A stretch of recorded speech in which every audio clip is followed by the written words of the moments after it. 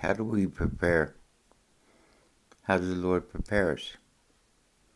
Hear this statement. Brief suspension of this reality to prepare for that eternal reality. Why is it brief? Because of the distractions of this present reality. You got to find the time. Got to make the time for you to help prepare you. But if you're not willing, He won't violate your free will. Allow you to embrace what you got. What have you got? Now, God, out of His mercy and grace, will give us glimpses of glory. Glimpses of another reality beyond this reality. And whom the Lord loves, He will frustrate this reality to accomplish that. And many times, what is God's frustrating is trying to get our attention. We label it the devil. But it's not the devil. It's the very hand of your loving Father trying to get your attention. These things are from Him many times, and we blame the devil. So allow. Say, Father, I'm willing. In these brief suspension of this reality, we call it moments of prayer, getting alone with God. Be still, know that I am God. Many times He has to get you in a bed of sickness. You made yourself sick, don't blame Him. But in that bed of sickness is an opportunity. That could go one way or the other. You can see it as an opportunity to get close with God and weather this being laid up in bed, sick. Or you could go for self-pity, hang with what you got, rather than see it as an opportunity to get along with God. Now, you don't have to get sick. Like I say, you make yourself sick. It ain't God making you sick, but He takes advantage of the situation. Opportunity. I put out a video, it was called, Are You Convinced Yet?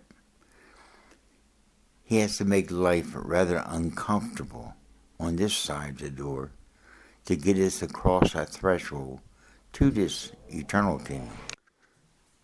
As I said, I don't have to be this way.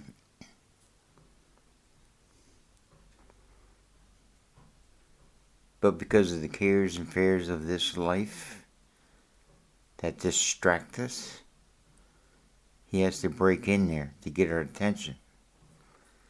Now I brought out another video talking about good cares and fears and bad, so-called bad cares. Ask yourself the question, when things are going good, do you really call upon God that much? Not really. Everything's going good, I don't need Him. But when things start going bad, what happens? You start calling upon God and wonder where He's at. He's been there all along. He wants to give us daily bread. Our things are going good for us or so-called bad for us. If you get more and more into letting Him direct your path, a lot of these bad affairs and cares and fears would go away. Just take a look at your life. Look back. Hindsight is 20/20. See those times we got in a mess. Who led you there? Who told you you was naked? He wants us to get honest with Him.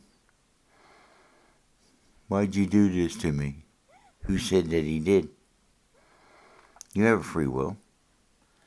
Seems to be two choices. Lean into your own understanding or acknowledge Him.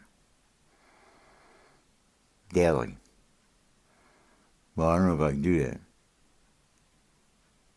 He says, in all things, give thanks. For this is God's will concerning you. All things, good and bad.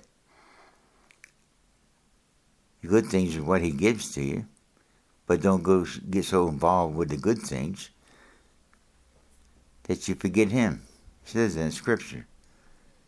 There's no temptation, test, or trial that's taken man, such as common to all men, all of us. It's common. Common experience, you can all relate to this. But God's prepared a way of escape that you might endure it. We have to endure this womb that we're going through. That's doing nothing more than expressing our eternal birth. And you can scratch your head at this, man, don't know what it's mean. Well, I got other videos that bring that out.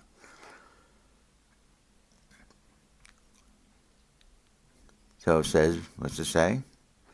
There's no temptation, test or trial is taken, but such as common old men, but God prepared a way of escape. Then Paul threw something in there. She was like, why did you say this?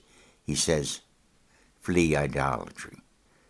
And what's that got to do with cares and fears? Let him who have wisdom think on what I said. Powerful text. We worship this life. We want to turn into utopia. When we're ordered, command, and suggestions to us, is not have this steadfast long engaged upon the things that are seen, because they are temporary. But focus more on the things not seen. It's called faith, the substance of things so forth, the evidence of things not seen.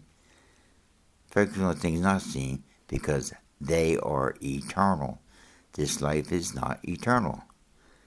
That's the power of in this life when you come to discover that. It'll assist you in every day cares and fears and diminish all those trials and tribulations in your life, because you'll lean not unto your understanding, but all your ways you will acknowledge Him, and He will direct your path. You'll be at the right place at the right time. It's said that the ground will rise to meet your feet. Powerful.